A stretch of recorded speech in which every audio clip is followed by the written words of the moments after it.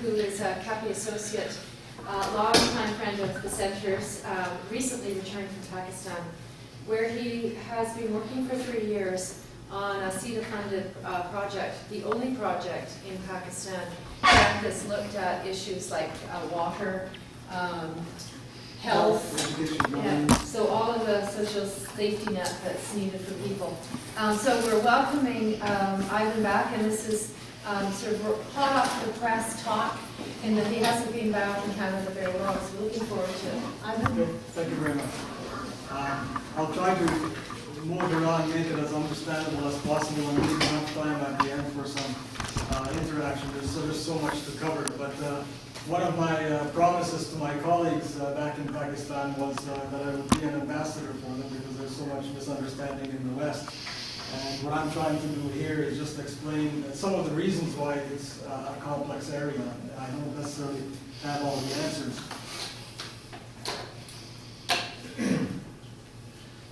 I've divided it into several areas. One is FATA, and then there will be PATA, and particularly SWAT, which people may have heard about.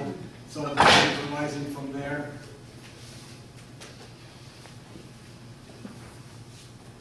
There's this news piece that said Pakistan was prepared to deal with any situation which might arise as a result of Afghan troops' incursion into our territory. And the general said he had no knowledge about any U.S. proposal for the amicable settlement for the Pak-Afghan dispute. Now this came out on October the 8th, 50 years ago.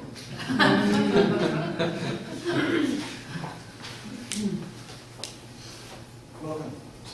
Sorry. Pakistan, as most of you I'm sure know from geography, borders many countries, including Afghanistan, Iran, India, China in the north, and then the Indian Ocean, and it's because of the Indian Ocean, the Arabian Sea, and so on. It's fairly close to the Gulf states as well. So geopolitically, it's in a very critical area. The Constitution of Pakistan provides special status for FATA, which is a northern area that I'll describe north, and PATA, which broke off from FATA to become a little bit more liberal in its administration than FATA. And it's under the executive authority of the Federation, of the President, who appoints a governor. The Constitution governs FATA through the same rules which were framed by the British a long time ago in 1901, and they were known as the FCR, or the Frontier Crimes Regulations. And the Constitution forbids the jurisdiction of its Supreme Court and high courts of the country to act in FATA or PATA. In other words, a very autocratic system for that particular part of the country. And so in fact, the Constitution checks the power of the province with which it is connected, and that's Khyber Pakhtunkhwa. It used to be called the Northwest Frontier Province up to a little while ago. And it can only exercise powers in PATA, that's the provincial assembly, which is actually part of the province. And if you're confused, I'm with you. Well, this is the actual constitution. And just to give you a geographical perspective here, the red area is what is PATA, the yellow area is what is called FATA, the federally administered tribal areas. PATA was broken off from FATA to become a part of the province. So we see here that this brown area is actually what is now the Khyber Pakhtunkhwa province. And it is responsible for administering those tribal areas, but through the governor on orders of the president. Whereas the other parts of Khyber Pakhtunkhwa, each district has its own government, and there's everything that you would expect in a government service available. And those various services, be it social services, etc., are not available in FATA, although they are available in PATA. Because in PATA, the provincial government has a lot more jurisdiction than in FATA. FATA has always remained an international focus, especially since the Cold War years, because of its geostrategic location. And it was a playground for rival forces competing to extend their influence. The rival forces meaning Pakistan, Afghanistan, Russia, United States, and others, as we'll see as we go on. And once the Soviet forces left Afghanistan in 1989, Fatah lost its importance temporarily. It wasn't such a hotbed anymore. Until 9/11. Now, what is Fatah? Well, it's made up of 11 major tribes and scores of smaller tribes and sub-tribes, making up about 100 different tribes, sub-tribes, and so on. And they're mostly ethnic Pashtun and mostly Muslim, with a few Sikhs and Hindus. They are accustomed to a lot of chaos, bloodshed, and warfare, but have never been used to having a master, ever. Hallmarks that they are very proud of, the people that live in these remoter areas. It's a fairly egalitarian society, guided by local norms, local values, and traditions, which they call Pashtun Wali, or the Pashtun Code of Honor. Chivalry, revenge, honor, social equality, and local autonomy is highly prized. But this also causes intertribal frictions. Foreign interference has been emphatically resisted. The Islamic orientation is conservative, but not fundamentalist. They give value to the jirgas, which you may have heard of, which are the leaders' assemblies. The main language is Pashto, which is a softer dialect in the south and in the north Pashto, and there are other less spoken languages. But there's a lot of illiteracy and lack of dialogue with the rest of the country. And these are the main causes of the poor image of the Pashtuns. It is set up in 7 administrative units that are called agencies, and 6 frontier regions, which are named after the adjacent settled districts. By settled districts, I mean the districts that are in the province of Khyber Pakhtunkhwa, adjoining one of the frontier regions. So the district of Kohat in the province is adjacent to the frontier region Kohat, which is just next to it, and so on. Quite a large area, about 27,500 square kilometers, of which 5,000 square kilometers were inaccessible with no writ of the government until 2001. About 4.2 million population, and the administration of it is carried out from the province under the direction of the president, though, through the governor. And it's organized into a Fatah secretariat, and it reports directly to the provincial governor. And there's a Fatah Development Authority, which was set up not too long ago in 2006 as a multi-sectoral capacity building measure, so that any capacity building within Fatah, that is infrastructure, any roads or any dams, government buildings, educational development, any social sector development is done through the Fatah Development Authority. Coincidentally, not too long ago, August 8th, Fatah finally got some political rights. It was very recent. To those 1901 frontier regulations, crime regulations, which I told you about, which allows some political activity in Fatah, and it gives the people the right to appeal against decisions of the political agent. In other words, there has been, through the president and the governor, a political agent in each of these regions and tribal areas of Fatah that has been responsible for literally everything. The political agent is the judge, jury, administrator, everything. So it's only a couple of months ago that a law finally came into effect allowing the people to appeal decisions by this political agent.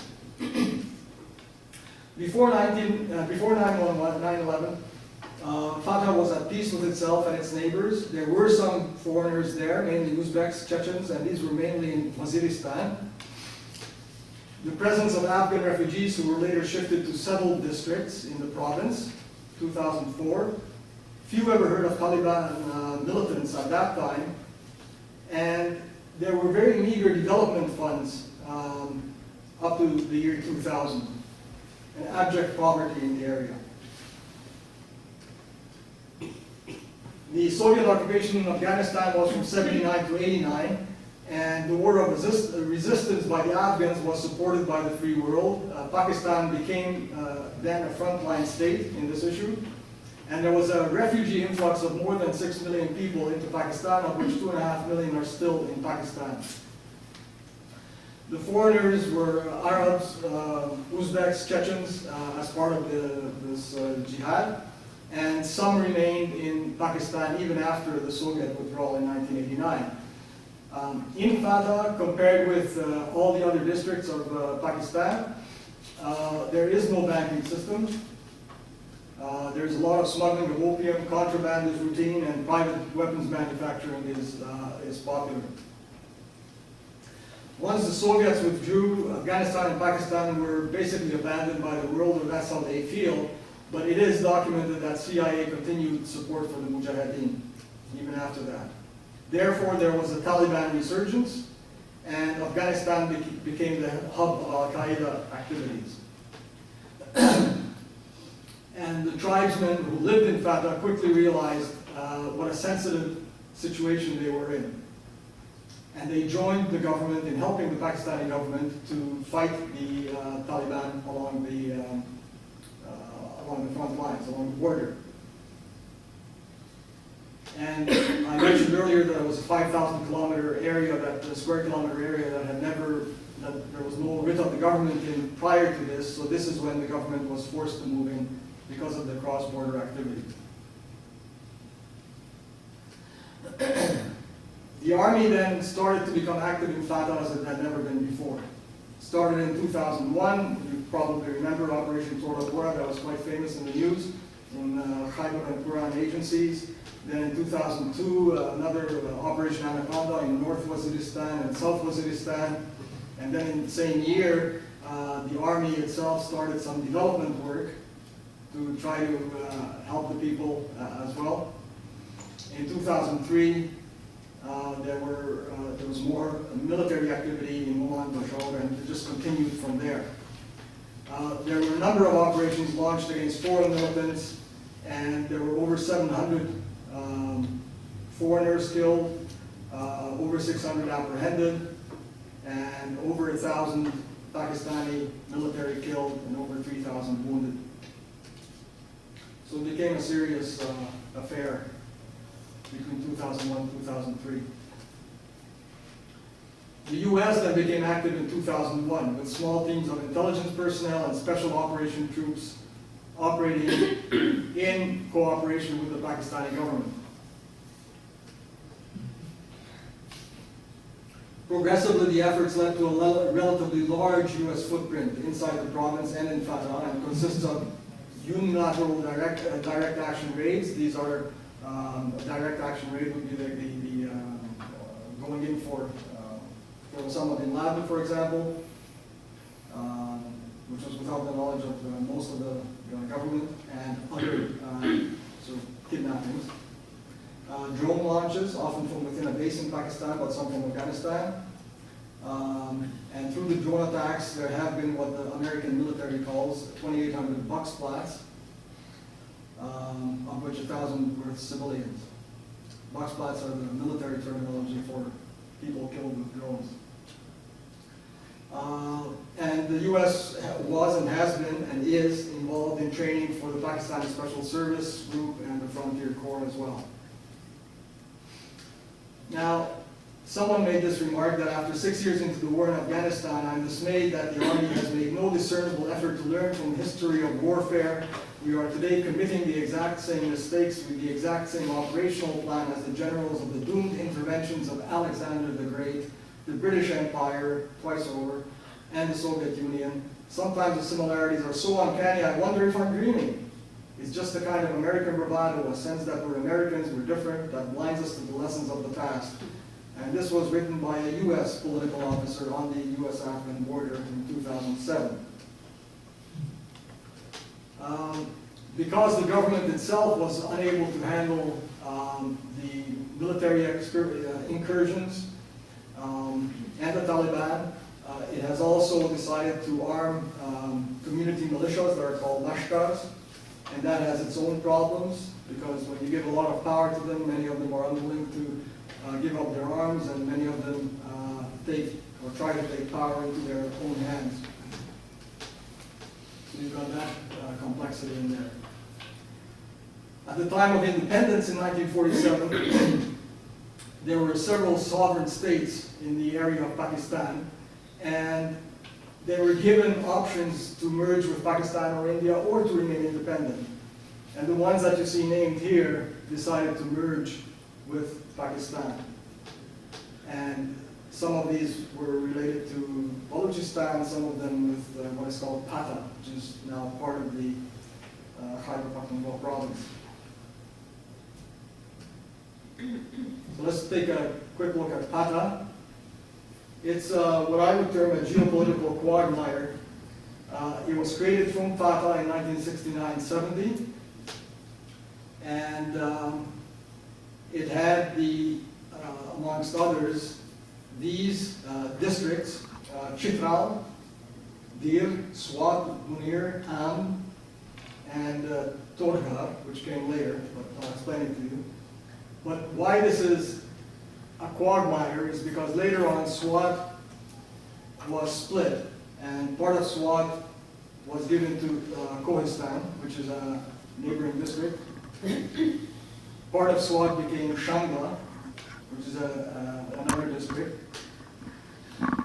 Then in 1996, Dir was split into two by then President Musharraf, which was for purely political expediency. And then you had a tribal area joining the district of Mansehra, which was also split up. So one of the areas, for example, Kalabaka, which is Black Mountain, you might see it somewhere, was actually formed into a new district called Torghar just this year, the beginning of this year. And all these districts, because they're on the border, not only border with Fatah, but some of them border with Afghanistan, there's regular interaction with Fatah, with the province, Khyber Pakhtunkhwa, and with Afghanistan. And you have to understand that because the Pashto people, they never drew the Durand line. That was driven by drawn by the British. There are whole societies, clans, sub-tribes, families that are split, and for them the border means nothing. And in fact, there are, by law, those within a 50-kilometer residential range of the border are supposed to be able to travel back and forth for free, but that's been exploited as well by others, obviously. So this itself is complicated in management.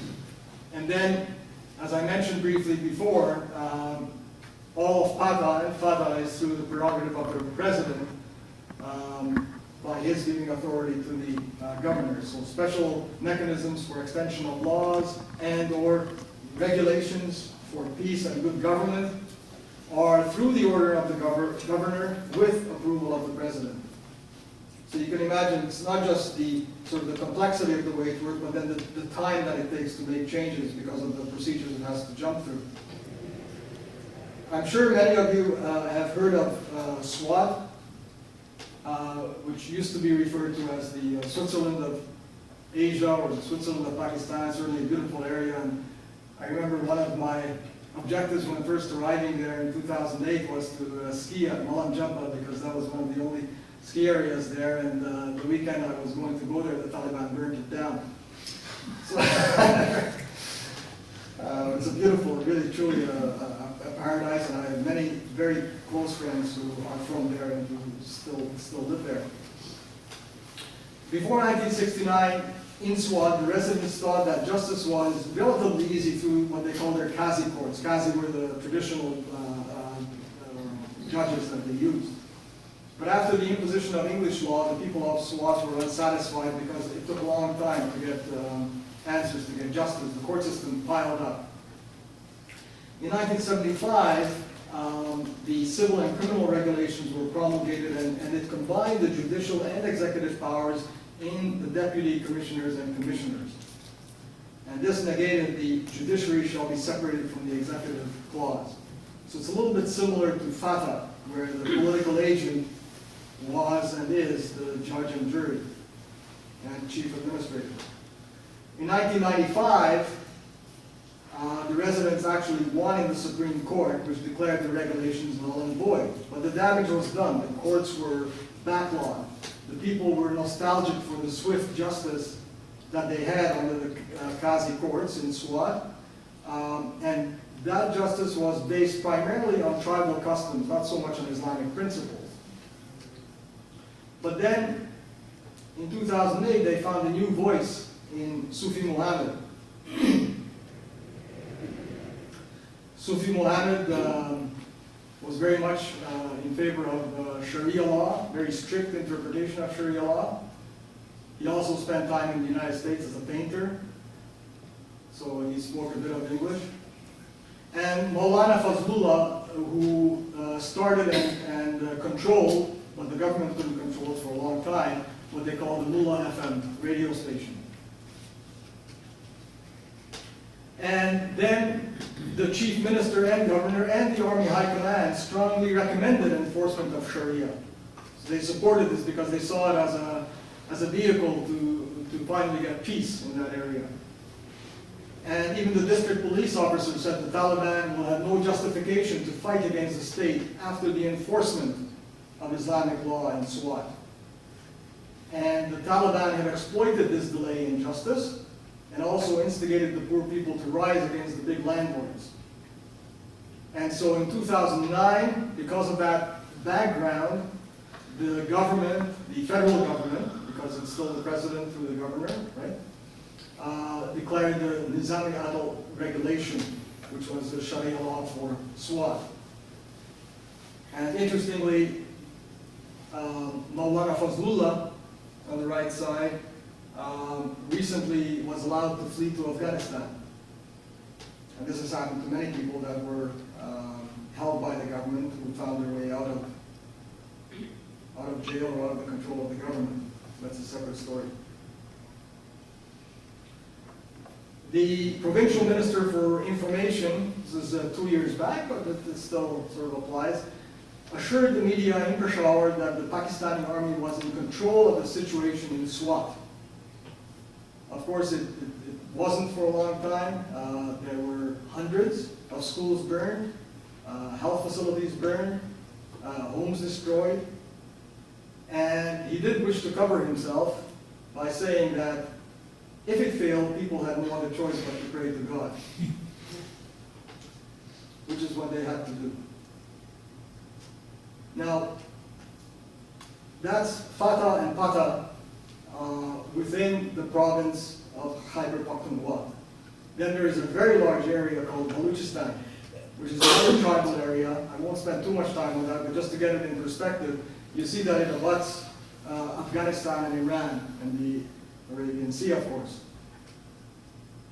And there are at least two insurgent groups within Balochistan, and they ruled out very recently the possibility of compromise or a covert deal with Islamabad on anything less than independence.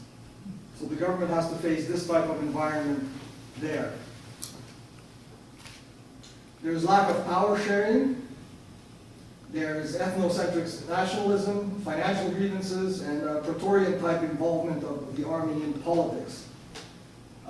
It's also, you see that yellow-black there, it's where Pakistan has its nuclear facility, and there has been this simmering insurgency since 1948, with several outbreaks that I note there. Militancy and religious intolerance are gaining ground also in Sindh, which is to the right of Balochistan. So there's simmering tensions in the whole country. The military operations displaced over 1 million people, 1.5 million people. 56% are still displaced. 125,000 families remain displaced from areas of origin due to conflict in Fatah. A lot of them stay elsewhere in Fatah or with family or friends in Khyber Pakhtunkhwa or trying to start a new life. Just this past June, despite the ongoing military operation since March of last year, the Taliban Pakistan still maintains its bases in the Upper Orakzai Agency, thus hampering the repatriation of internally displaced people. So you don't have to know where Orakzai is, but this is what is happening. The army pushes into an area, the people have to flee. They're called IDPs, internally displaced people. Then the army washes its hands of it. Well, basically it doesn't have all the manpower to remain in every place it cleanses. And as soon as it moves out, Taliban move back in. So you've got a lot of separatism and sectarian conflict within those areas. So you have a very complex governance that cannot be reformed overnight. You have a presidency that directly rules Balochistan and Fatah. You've got the involvement, nonetheless, of the Khyber Pakhtunkhwa province in the settled areas, and they do manage the Fatah Secretariat, so you do have the involvement of the provinces. On the government side, they've got all these donors and lenders and diplomats that are also providing aid of various types to these frontier regions, to Fatah. In fact, when I was there, the Americans had a $750 million aid project for Fatah, but because of security, none of their staff were allowed to visit up there. So they would say, okay, Helen, you live up there, you visit me every second week and give me an update, and Helen would visit me every second week and say, Ivan, everything is going well, and I would write in my report, everything is going well, and then when finally people were able to go up and monitor, there was zero done. It's a very complex environment. Over and above that, you cannot do development long distance, virtually. Then there's the Department of States and Frontier Regions that has an input, various donor projects that I mentioned, and you have the political agents. The province has, there are these maliks who are appointed by the political agent who look after the tribes, and the lungis who look after the sub-tribes. Lungis, I put the picture up there of myself. I'm with very nice Maulana. Lungi is that long cloth that can be used on yourself, but it's also named for the fancy hats. And the Lungis look after the sub-tribes. So although the political agent is supposed to appoint them, it's a very political appointment, and therefore there's a lot of pressure also from the province to appoint particular people, and these people are not necessarily representative of the people whom they serve. Where have I heard that before? So again, the presidency orders via the Khyber Pakhtunkhwa governor. The general social indicators, just to get some idea, you see Fatah compared to the province through which it's administered. The area, no big problem, fairly small population. The households are larger than anywhere in Pakistan, about 9.3 people per household. That's why also when there are these drone strikes, a lot of people get killed. Urban population, very little, because there's very little urban area. And it has enormous potential in minerals, which is properly explored and exploited, could change the destiny of that area and of the whole country. Literacy rate, you see, is very low, 17.42, of which the male is 29.51, almost half of the provincial one, and female, extremely low because of the conservatism. Population per doctor, again, highest in the country. The registered students in madrasa, which are the religious schools, are up to 1 million, and it's free, and it's sharp contrast with the public one, and the public system has been declining continuously. And the cost of the government-run schools is only, according to the last financial budget, 1.8% of the GDP. And there are many schools, much like Stones into Schools, that are on paper only. Stones into Schools is another area, but similar. Housing indicators, for those interested, as you see, 9.3 people per house. Indoor water supply, only 39% have it. Outdoor water supply, even less. And the electricity is not too bad, except it's off about 16 hours a day. Now, that doesn't only happen in Fatah. When I was living in Peshawar, it was quite off. It varied. Sometimes it's off for more hours, sometimes less. It really depends on the weather and so on. I mentioned earlier about natural resources. The natural gas supply in Fatah is nil, even though large fields are being exploited for the rest of the country. So people who are from Fatah working on the gas fields, working on the pipelines and so on that take gas out of there, themselves cannot have gas in their own households. And there's a whole block that is actually in Fatah. There are some gas fields outside of Fatah as well, but we're concentrating on that now, so that's why I'm focusing on that. It's spread over the areas of Kohat, Kanak, Hangu, and Banu districts, and some areas of Fatah's North Waziristan and Orakzai agencies, which currently are also the most militant. There's army activity in there right now. Then, of course, if that weren't enough, the people have to put up with tremendous natural disasters. The monsoon, this year's alone, affected 5.5 million people, of which 824,000 were displaced. You see half of them are women. 66% are still in temporary settlements. A lot of disabled people affected. Tremendous amount of houses destroyed or damaged. And many deaths as well. And again, the IDPs, which is this migrant issue with IDPs, is itself very complex, because you don't simply just move on and then set up shop. These people continue to live in tents, and I remember in Peshawar, they would all of a sudden there'd be no place to put them because it's monsoon. It was during the flood of 2010, and they had to put them into schools. So no school. Like literally, they have to stop certain schools. There's no other place to put them. What do you do? Very complex. So you've got the floods, which displaced million people. It affected the 2010 floods affected 20 million people. And then through that, you've got all the people that are internally displaced that have to move their belongings and houses, and some may never be able to go back to their lands because many of the lands were actually gone. You know, if where your land was, where your field was, is now a new course for the river, too bad. And then there were records lost, so people can't prove what they had, if indeed they had anything written for it.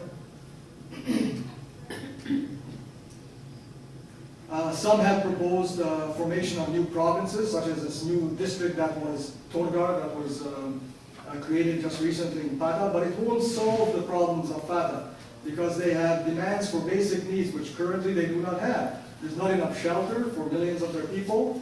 There is insufficient food supply. There were 3 million kids who should be in school out of school, so you're looking at a generation that will not be educated, a large number. There is inadequate employment, very few health services, partly because there are inadequate facilities, partly because people are afraid to work up there because of the current militancy going on, partly because of this constant migrancy, and there's no security. As well, they could use skill development. Currently, the colleges that are up there are, again, unable to operate regularly because of the militancy and people being scared away. And they need a reliable power supply. And these require higher economic growth and sectoral reforms. And all the resettlement programs that have happened to take people back to their original homes have focused on the process of physically relocating them, and then that's it. There was no availability either because of funds or personnel resources to restore their livelihoods or to think of other ways that they could pursue their livelihoods. So of course people get frustrated. And if they see an opportunity to do something, be it with Taliban or somebody else, that might bring them food and clothing, many people, at least after a while, would jump at it. I won't go through all of these, but it's not nice statistics. Just for Fatah, you see that there were, and this is just up to July 2011, just within July, I should say, 222 killed and 215 injured, and over 200 tribal elders have been assassinated. Those that tried to keep the Taliban out from influencing the administration of their areas and their tribes. Over 200 of them have been assassinated since 2005. And so totally, since 2003, since most of this activity started, up to now, There have been, new statistics which I didn't put on there, an estimated over 37,000 people killed as a result of terrorist-linked violence. So as a summary, we've got a large area in the northeast that is militancy affected. Then we have an area that is earthquake prone and was severely affected in 2005. And millions of dollars were given for reconstruction. And since 2005 up to my departure there in March, only 22% of the construction was rehabilitated. A lot of the money is gone. And then there's a flood-affected area, meaning that there were floods elsewhere as well, but this area that I noted here is more flood-prone, more affected than the others. So we have this compendium of contributors to perpetual instability. We have natural disasters, earthquakes, floods, landslides, and I've been up, for example, in Kohistan and Chitral, these northern districts where when the floods come, they take out not only your water system, but the whole, paddy fields, and people are living on steep slopes, and there's nowhere to go. You can't replant. The land is gone, so you have to move further up the hills, which of course is less fertile, more open to vagaries of weather. And then there are also charity organizations linked to then jihadist outfits, active in relief work, which makes it difficult. We have socio-economic neglect, a lot of differences at times between the civilian leaders and the military commanders. We have militancy and crime, the insurgencies I mentioned, not only in Fatah area, but also in Balochistan. There are these lashkars, these tribal militias, tribal clashes, cross-border infiltration all the time, kidnappings, target killings, drug trafficking, and so on, that makes life miserable for the majority of the people. Because the majority of the people are very fine people. And the government supplants the political agent's authority. Even though he's got full authority, there's so much involvement by the president and his office that it's basically ruled from the center. The extractive industries I recently mentioned, oil and gas, not enough of the benefits are accruing to Fatah. Continuing feudalism, which interestingly is also being affected by migrations, wherein whole feudal systems are being broken up. This is a very interesting point in migration. Feudal landlords are losing their tenants. Very interesting. Considerable gender inequality, 3 million school kids out of school, buying of posts. Sometimes there's no other way for the most honest, qualified people to get a promotion unless you pay something to someone. So there's corruption in the governance system, a lot of internal foreign influence through international non-government organizations and NGOs, diplomats.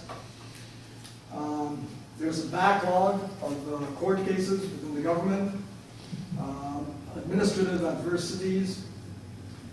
There's blinkered interpretation of religious texts. There's the Saudi-funded Sunni Islamists versus the Iranian-backed Shiite groups.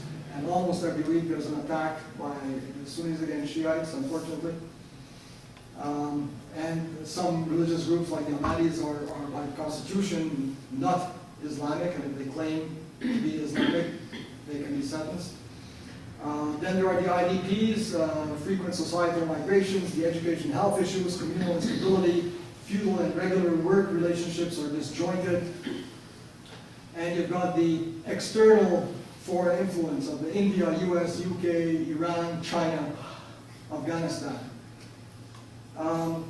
There are steps for immediate improvement that could be taken, like an advocacy program explaining the importance of reform for stability and development, implementing a peace plan through an honest dialogue with all the partners, even Taliban, consult with representatives from all tribal sections and others within Pakistan, because the rest of the country also has a stake in it, merge the Fatah Secretariat into the Provincial Secretariat and give it a strengthened capacity, not just orders from the President through the Governor, replace the Frontier Crimes Regulation by Fatah's own regulation, providing fundamental rights, rights to judicial appeal and review, empower local governments and hold elections in Fatah, shift development from sectoral to a community-based and driven approach, or blend it with the same, devise a comprehensive stabilization strategy to reduce reaction against the government caused by anti-militant operations,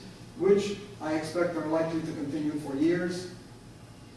Elect people from Fatah to the provincial assembly so they have a direct voice, and merge Fatah into Khyber Pakhtunkhwa province, and then amend the constitution. And these are improvements that I see as being logical, which I have adapted from Khalid Aziz, who was the former chief secretary of the province.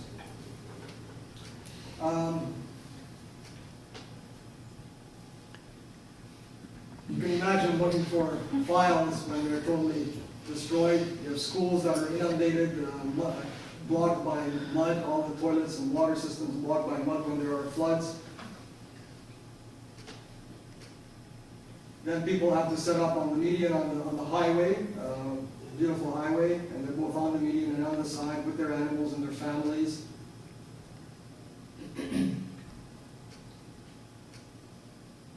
Five-star hotels get bombed out. This one's in Peshawar. It's causing untold strife. But there's happy times and promise of better things to come as well. Beautiful people who are truly eager to learn. This was some assistance during the flooding. And there is a lot of women's involvement as well. It's just sometimes difficult to be vocal, but there are a lot of very articulate, intelligent, caring people in that whole area. Recently, it has been claimed that only the religious parties can stop America and its continuing involvement in Pakistan. The Taliban say that because Obama put more troops into Afghanistan, so Pakistan's support for us increased as well. And at a party, a retired civil servant of Pakistan said that we have no choice but to support the jihadist opposition in Afghanistan. The Indians are throwing money at their own favorites in Afghanistan, and the Russians and Iranians are doing the same. So Pakistan must play the game too, except we have no money. All we have are the crazies. So, the crazies it is. And lastly, absolutely the last slide, let's do the math. We have weak governance caused by weak and delayed application of antiquated laws, socio-economic neglect and underdevelopment with a severe lack of basic needs, being pawns on the chessboard as a border region with Afghanistan, foreign interference, cultural constraints, the obligatory hospitality, even of people you may not like, withholding girls' and women's advancement, anachronistic socio-cultural practices, a central government faced with other critical issues like Balochistan, the abrasion of Karachi, which is undergoing tremendous strain from continuing fighting, political manipulation, viral corruption, religious interpretations, tensions with India. Add to that the catastrophic natural disasters, multiplied with continuing overt and covert support to third-party militants, minus the resilient, proud, and enduring character of these people in the north, and you end up with a sustained conflict with or without the Taliban. That is all for my presentation. I wanted to leave some time for questions and answers.